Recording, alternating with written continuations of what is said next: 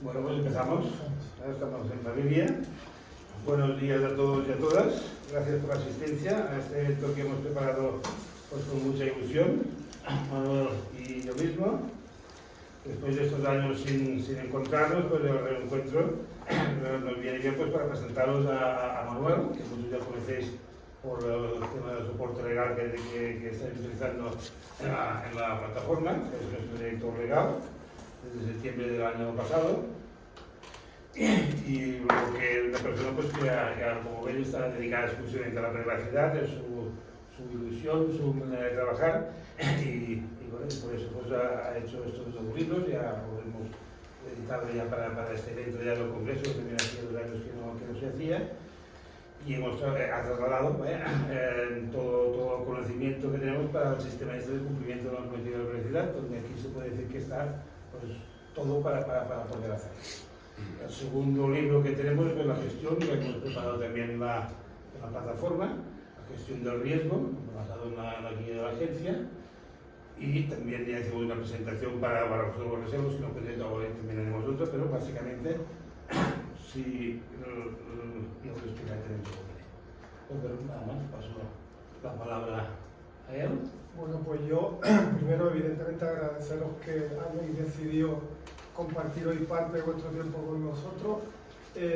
Sí que quería aprovechar este momento para agradecer a 2 personas que han sido esenciales para mí en la culminación de mi trabajo de todos estos años y en la participación en este proyecto que supone Privacy Driven. Es Antonio Alarcón, que todos los conocimientos que de sistemas de gestión de cumplimiento, independientemente de la protección de datos, son enseñanzas suyas, que él confió en un momento determinado hace muchos años en darme la oportunidad de que este proyecto siguiera adelante, y por supuesto a Josep Aragonés, sin el que, bueno, como yo le digo, como decía Piqué, contigo empezó todo.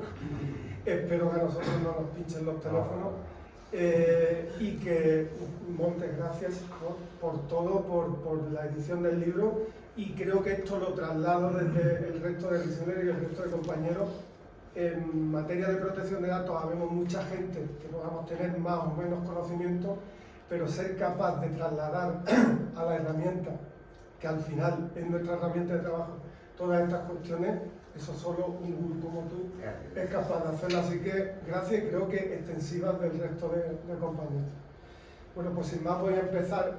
Quiero que me perdonéis la voz porque del viaje de ayer en el tren estoy un poco cogido y espero que se me entienda bien. Los libros, como bien ha dicho Josep, son 2. El de sistema de cumplimiento de la normativa de privacidad, de protección de datos, y el de evaluación de impacto. El de sistema de cumplimiento de la normativa de privacidad, bueno, como todos sabemos, cuando entró en vigor el reglamento, a los que nos dedicábamos a esto supuso un cambio en el concepto de cumplimiento de normativa que teníamos hasta entonces. Pasamos de un sistema en el que no teníamos que gestionar riesgo, que ya el legislador gestionaba por nosotros, a un nuevo sistema donde sí somos nosotros los encargados de gestionar esos riesgos, y además desde el punto de vista de los derechos y libertades de los interesados. Entonces, en el libro lo que se expone es el método Privacy Driven, que al final es la herramienta que utilizamos todos, de dar cumplimiento a esa exigencia de lo que tiene que incluir un sistema de gestión de cumplimiento de la normativa de protección de datos, y dentro de ese sistema de cumplimiento abordar las 4 fases que cualquier sistema de gestión tendría que incluir: la planificación y la implantación. El libro sobre todo se basa evidentemente en la implantación, la revisión o la auditoría, y la actuación o los planes de actuación o medidas correctivas. Para eso, aunque tiene consta de 15 capítulos, la podemos diferenciar en 8 fases o 8 apartados bien diferenciados. En una primera parte hacemos un poco de historia sobre la evolución de la normativa, la protección de datos desde la LORCA hasta los días actuales, hasta el reglamento. En un segundo apartado, que es el grueso del libro, se abordan todas las obligaciones o todas las necesidades que tenemos en el registro de actividades de tratamiento, es decir, desde la identificación de las actividades de tratamiento, los principios del tratamiento que impregnan toda la obra. Yo soy de los que pienso que el artículo 5 es la esencia del reglamento. En mi opinión, cualquier otro artículo del reglamento es una aplicación práctica del artículo 5, entonces en todos los conceptos y análisis se tiene en cuenta el artículo 5 y hay un tema con un apartado específico para el artículo 5, la licitud del tratamiento, todas las bases jurídicas y especialmente el consentimiento y el interés legítimo, y dentro del interés legítimo proponer una fórmula que los que seáis presentes la conoceréis, de ponderar ese interés legítimo, y cómo facilitar para cumplir con el 12, 13 y 14 la información sobre el tratamiento y qué información se debe facilitar. Siguiendo con el grueso del registro de actividades, abordamos los temas de la responsabilidad del tratamiento, los distintos roles, el responsable, el encargado, los destinatarios de datos, cómo diferenciar unos de otros, los corresponsables. Luego ya pasamos a la fase de gestión de riesgo. En el primer libro no se aborda muy específicamente, o sea, se ve más de manera general. Luego en el segundo libro sí se aborda de manera más concreta. Dentro de la parte de gestión de riesgo, una vez que hemos hecho la gestión de riesgo y siguiendo con los sistemas de cumplimiento, en la normativa interna, en la autorregulación de la propia empresa, se proponen las políticas, se proponen dos niveles de normas: las políticas de seguridad, políticas de derechos, de ejercicio de derechos digitales, políticas de teletrabajo y protocolos. Son los dos niveles de normas internas de autorregulación que se recogen en el libro. Dentro de los protocolos, entre los principales y con dos temas específicos para ello, el de comunicación de brechas de seguridad, notificación de brechas de seguridad, y el de los derechos del interesado. Y ya la última parte del RAT que se aborda en ese grueso del libro son las transferencias internacionales de datos. Dentro de las transferencias, las tres habilitaciones legales que tenemos, los tres artículos que tenemos para poder legitimar, y actualizado a lo último que tenemos del Comité Europeo, las recomendaciones 1/2020, con las medidas adicionales para complementar los instrumentos habilitantes del 46, y con la hoja de ruta que proponía el Comité Europeo de Protección de Datos, no solo para adoptar esas medidas, sino para previamente analizar el riesgo del país en cuestión donde se vayan a realizar las transferencias. Se aborda también en otro tema el tema de evaluación de impacto, no de manera tan profunda. Otro tema específico para los delegados de protección de datos, abordando lo esencial, cuándo hay que designarlos, qué capacitación, pero también abordando los distintos conflictos de intereses que pueden surgir con distintas figuras, por ejemplo, con el responsable de seguridad del Esquema Nacional de Seguridad. Luego hay dos temas, en uno donde se abordan las situaciones específicas de la LOT basadas en el interés legítimo y en el interés público, donde si se dan esa serie de condiciones, esos requisitos, no vamos a tener que hacer la ponderación de intereses. Y otro de situaciones específicas, que esas sí que os va a sonar todavía mucho más, porque son situaciones que se nos han ido dando con reseller en el tema de la abogacía, en el tema de las agencias de seguro, agencias de viajes, mediadores, etc. Por último, hay un tema dedicado a la garantía de derechos digitales y otro al régimen sancionador, y un tema donde proponemos distintas fórmulas de poder acreditar el cumplimiento del reglamento. Como sabemos,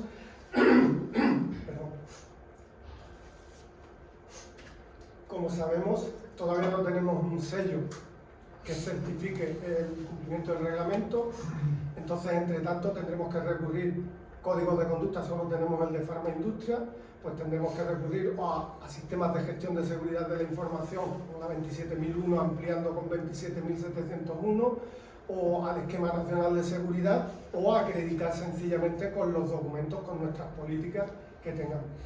Ese sería el último tema del libro.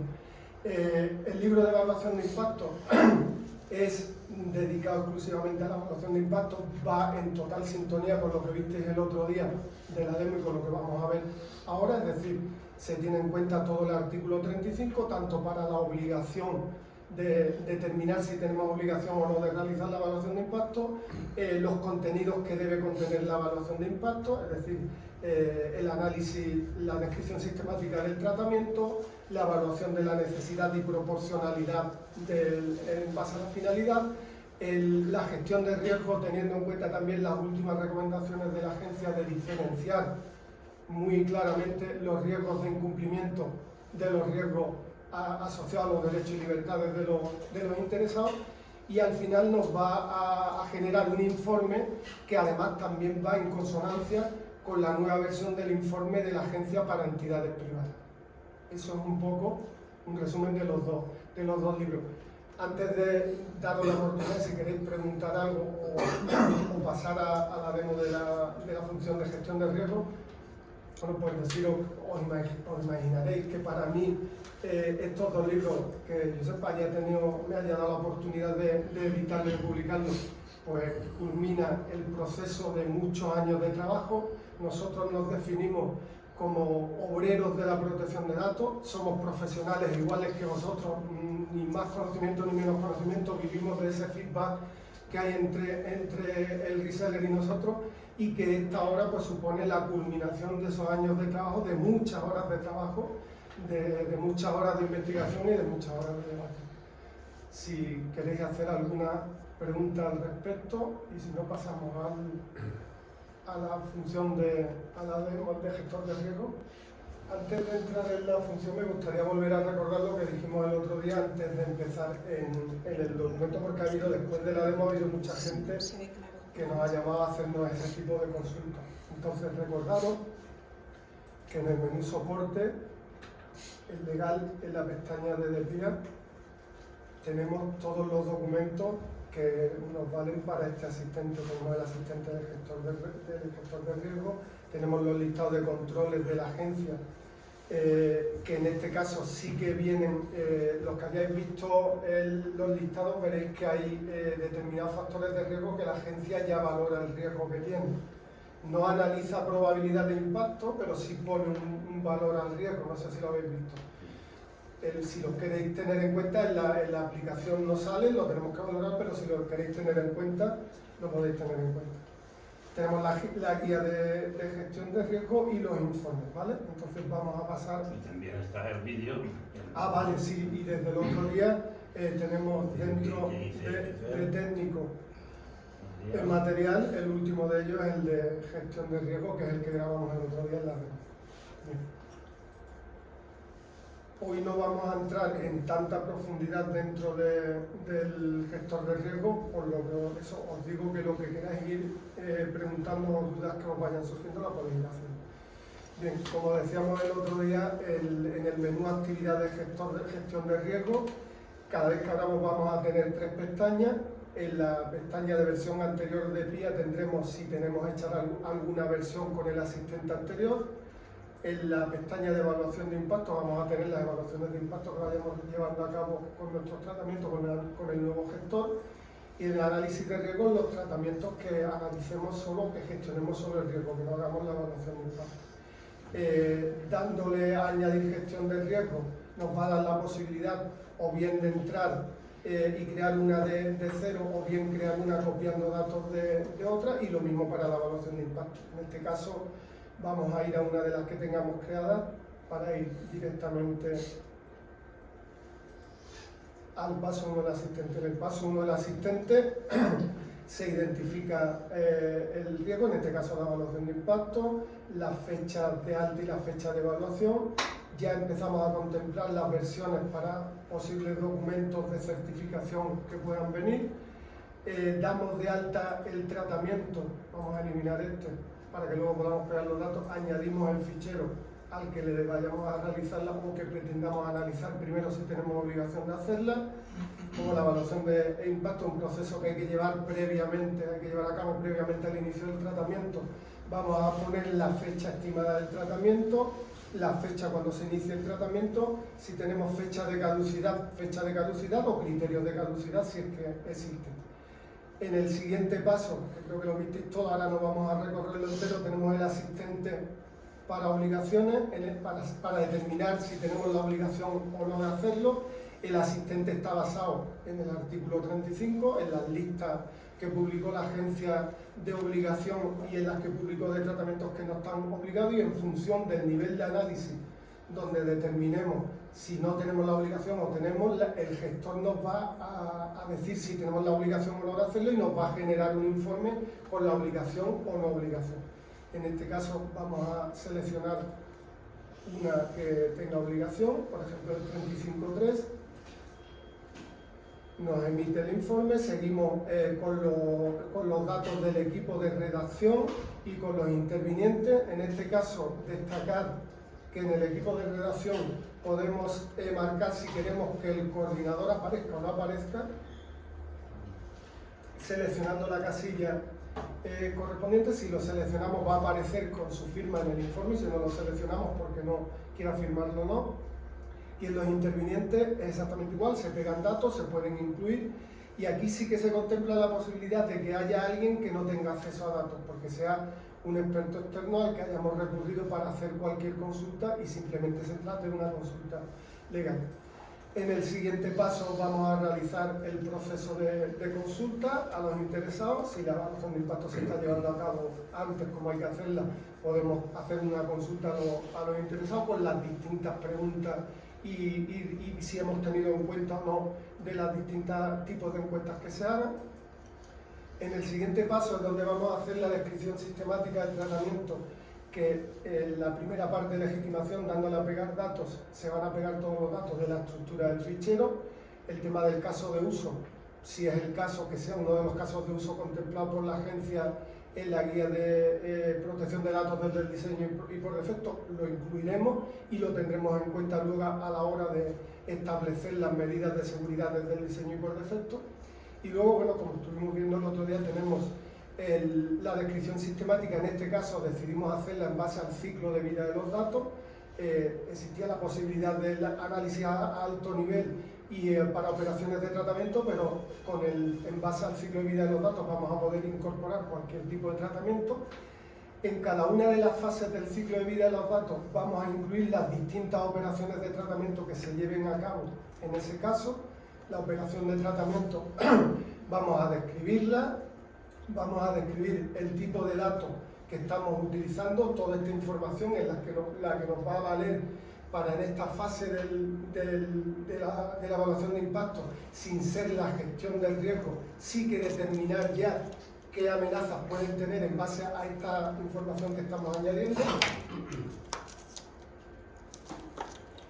Seleccionaremos si hay algún tipo de categoría de datos, si hay datos del artículo 9 o del artículo 10, o hay datos que consideremos prescindibles, o hay datos que se infieran, el origen de los datos, si los obtenemos del interesado, de tercero, de fuente de acceso público, las medidas de seguridad desde el diseño y por defecto, que son las que tiene que tener el tratamiento, además de las que ya propondremos después una vez analicemos los riesgos, las tecnologías de información que se están utilizando, si es el caso, y cómo se facilita la información al interesado. Una vez que hemos descrito el tratamiento, la operación de tratamiento, vamos a determinar qué amenaza o qué factores de riesgo podemos considerar que puede tener esa... Aquí, a ver, pasa nada que nos conocen. Pon a todas. Vale, que se le está poniendo... Es que estamos, perdón, un inciso, si se descansa un poco la voz, como estamos siempre en ello actualizando, ¿qué nos pasaba aquí? Que tenemos un listado de 300 controles. Y para buscar en 300 controles, pues sí, ya tenemos la guía, tenéis también los documentos de soporte y buscarlos, pero estamos ahora implementando eso, una búsqueda, aquí nos mostrará los que tenemos seleccionados, estarán todos, pero estamos ya buscando una pestaña para buscar un concepto y que nos muestre todos aquellos conceptos para no tener que revisarlos todos, que los tengamos en memoria. Eso está Aún implementado. no lo había visto él, y ya se ha quedado aquí, esto ya no funciona. Bien, aquí vamos a poder añadir los factores de riesgo, amenazas, tanto los propuestos por la agencia en su guía de gestión de riesgo el año pasado como los de Maguire. Lo que os decía, aquí los factores de riesgo que la agencia ha valorado, algunos los valora el riesgo total y otros valora el impacto. En el programa no va a salir, tenemos nosotros que valorarlo, pero tenéis disponible en el listado de factores de riesgo, tenéis disponibles esos factores. Bien, vamos a añadir el factor de riesgo o la amenaza que consideremos pertinente. Incluso podemos nosotros personalizar y crear una amenaza. Una vez que hemos añadido la amenaza, si la personalicemos también la podríamos añadir a esta operación de tratamiento, y una vez que se han creado se van a añadir tantas amenazas y factores de riesgo como creemos pertinentes. Realizaremos lo mismo en todas las fases del ciclo de vida de los datos y pasaremos al siguiente paso, que es el análisis, la evaluación de la necesidad y proporcionalidad respecto a la finalidad del tratamiento. En este caso igual, el sistema propone un mini asistente donde ahora mismo, como estáis viendo, nos dice que la evaluación es adecuada porque todos los criterios son adecuados, pero si en algún caso alguno de los criterios no lo consideramos adecuado, corregible o inadecuado de cualquiera de las formas, el sistema nos advertiría que tenemos que corregir ese criterio antes de seguir adelante con la evaluación de impacto. Vamos a dejarlo como estaba y vamos a seguir al siguiente paso del asistente, que ya sería la gestión de riesgo, y como os decía antes, teniendo en cuenta las recomendaciones de la agencia, además con buen criterio creo, primero vamos a analizar los riesgos de incumplimiento normativo, que es el listado de cumplimiento que tiene la agencia, que publicó la agencia. En este caso exactamente igual, vamos a abrir el listado, vamos a ir haciendo evidentemente un análisis con el responsable del tratamiento de los posibles incumplimientos. Vamos a poder también añadir incumplimientos personalizados, y una vez que se añadan los incumplimientos, el sistema va a proponer un plan de acción automáticamente con la medida correctora, que es lo que tienes que hacer para no tener ese incumplimiento. En las que personalicemos nosotros, sí que tendremos que añadir nosotros esa medida correctora. Podremos asignar ese control, ahora mismo es una persona, pero va a estar para poder asignarle a más de una persona. Pondremos un plazo de implantación y la fecha en la que se haya implantado. Una vez que hayamos hecho eso con todos los riesgos de incumplimiento, pasaremos al siguiente paso, que ya es el de riesgo en sí para los derechos y libertades de los interesados. Aquí el riesgo residual total, para poder continuar adelante, una vez que hayamos tratado los riesgos, tiene que ser aceptable. Si es inaceptable, el sistema nos va a proponer que tenemos que hacer una consulta previa. Si alguno de estos que tenemos aquí tratados, por ejemplo, le pusiéramos que es alto, el riesgo total es alto, ahora entraremos a la evaluación del riesgo, pero si el resultado final fuera ese, el sistema en el siguiente paso nos va a decir que el riesgo es inaceptable y que debemos hacer una consulta previa, y nos va a sacar ya el informe de consulta previa. En este caso, las amenazas ya las tenemos del paso 3, de la descripción sistemática, pero si consideramos que en el paso 3 no tuvimos en cuenta todas las amenazas y queremos añadir aquí alguna nueva, la podremos añadir. La amenaza tendremos que determinar qué dimensión de la misma se ha visto afectada, si una o las tres, confidencialidad, disponibilidad e integridad. Vamos a gestionar el riesgo inherente, vamos a evaluarlo, y en base al riesgo inherente total, si por ejemplo en alguna de las amenazas tuviéramos que no es un riesgo alto y que por tanto no sería necesario tratarlo, el sistema nos va a permitir seleccionar el no tratarlo. En este caso, si consideramos que es un riesgo alto, para tratarlo solo podremos o reducir el riesgo o transferirlo a un tercero, a una tercera entidad, o anularlo, que para anular el riesgo deberíamos de anular esa operación de tratamiento. Disculpad. Bien, una vez que hemos evaluado el riesgo inherente, que en este caso es un riesgo inaceptable, tendremos que proponer medidas de seguridad para reducirlo a un nivel que nos permita continuar con el tratamiento, llevar a cabo el tratamiento. Aplicaremos las medidas de seguridad con el mismo sistema y tendrá también el mismo buscador que tiene la amenaza, y podremos personalizar las medidas que estimemos convenientes. Una vez que se añaden las medidas de seguridad, reevaluamos el riesgo, y en este caso ya pues consideramos que con las medidas que hayamos tomado conseguimos reducir el impacto también, y reducimos a un nivel que ya es aceptable. El riesgo residual total es aceptable. Haremos lo mismo con todas las operaciones de tratamiento y con cada una de las amenazas o factores de riesgo que incluyamos en esas operaciones de tratamiento. Pasaremos al siguiente paso, donde ya el informe que nos da es de que no es necesario hacer la consulta previa porque hemos conseguido reducir los riesgos de ese tratamiento, los riesgos totales, que el riesgo total será siempre el riesgo de la mayor de las amenazas, a un nivel aceptable y por tanto vamos a poder continuar. Nos propondrá un plan de acción igual que el que hemos visto en los riesgos de incumplimiento, exactamente con las mismas posibilidades, diferenciándonos además dependiendo del tratamiento del riesgo que hayamos elegido, los controles destinados a reducir el riesgo o controles destinados a transferir el riesgo, o incluso si alguno hubiéramos anulado alguna de las operaciones de tratamiento. Para finalizar, en el siguiente paso, en el informe de evaluación de impacto, en base a toda esa información que hemos ido incluyendo en la evaluación de impacto y en base a la que tenemos cargada en la estructura del fichero, se nos va a ir cargando la distinta información. Habrá secciones donde tengamos que incluir nosotros información añadiéndola. En ese caso el sistema nos lo va a advertir que no va a añadir información y que tendremos que añadirla. Pasándonos en la guía y en el documento sobre el informe tendremos una referencia de cómo cumplimentarlo, y en otros casos el propio sistema será el que va a añadir los datos automáticamente. Ya nos advierte que en este caso no sería necesario añadirlo, pero que si lo añadimos se mostrará antes de dicha información. Así continuaremos con todas las fases. La metodología en la de evaluación de impacto se va a cargar un resumen de la metodología que proponemos en la guía de evaluación de impacto, y en la de análisis de riesgo, la de gestión del riesgo. Aquí se cargaría la descripción sistemática, la posibilidad de añadir los destinatarios que tengamos, porque en el informe hay que recogerlo y editar por si queremos añadir cualquier cuestión. En los riesgos, todas las amenazas y factores que hemos identificado, así sucesivamente, controles, el análisis de la necesidad de consulta previa si es el caso y de la proporcionalidad del tratamiento, y por último en las conclusiones volveremos a tener que incluir información. El sistema no va a añadir nada, tanto conclusiones y recomendaciones como, si es el caso del delegado de protección de datos, un memorando con la visión y las conclusiones.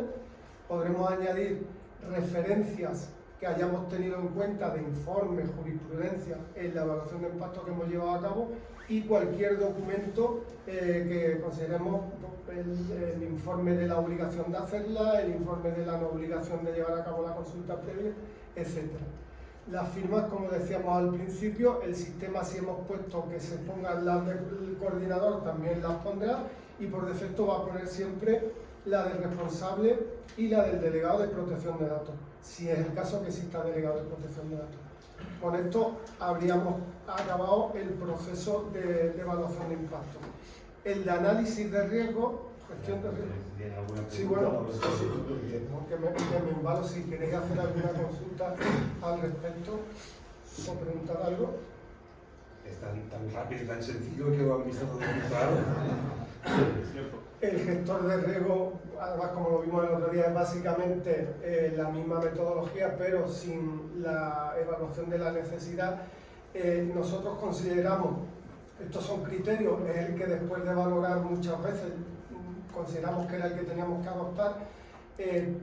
Pensamos que para determinar las amenazas y los factores de riesgo es esencial conocer el tratamiento, y que lo más práctico es hacer esa descripción sistemática. De hecho, se viene algo al respecto próximamente. Entonces, el gestor de riesgo va a ser exactamente lo mismo, es decir, en el caso del asistente se nos abrirá siempre por el análisis de riesgo, o si queremos hacer una evaluación de impacto voluntariamente.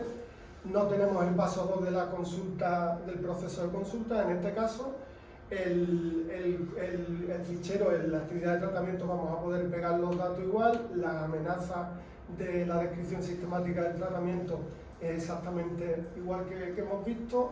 El análisis de los riesgos de incumplimiento, lo mismo. Los riesgos asociados a los derechos y libertades de los interesados, igual, con la peculiaridad de que aquí, si en el análisis que lleváramos a cabo no fuésemos capaces de reducir, tratando los riesgos, el riesgo residual total a un nivel aceptable, en ese caso el tratamiento del riesgo residual total va a ser inaceptable, y cuando queramos pasar al siguiente paso, el sistema nos va a advertir de que o bien debemos llevar a cabo una evaluación de impacto o volver a analizar los riesgos. En este caso, pues volveríamos a analizar los riesgos y podríamos, por ejemplo, añadir alguna medida de seguridad más que consideráramos que con eso ya estuviéramos reduciendo el impacto a la probabilidad, de tal manera que lo redujéramos a un nivel aceptable. Ahora sí que tenemos el nivel aceptable, ahora sí que nos va a permitir la aplicación continuar adelante con el plan de acción, con los controles destinados a reducir el riesgo, igual con la misma división que en el caso de la evaluación de impacto. Y en el siguiente paso iremos al informe de gestor de riesgo, que básicamente es el mismo, pero con menos apartados porque tiene menos requisitos que el de evaluación de impacto. Entonces, muy grosso modo y muy por encima, esta es la función de gestión de riesgo y evaluación de impacto, y ahora quedamos a vuestra entera disposición para cuantas consultas queráis hacer al respecto.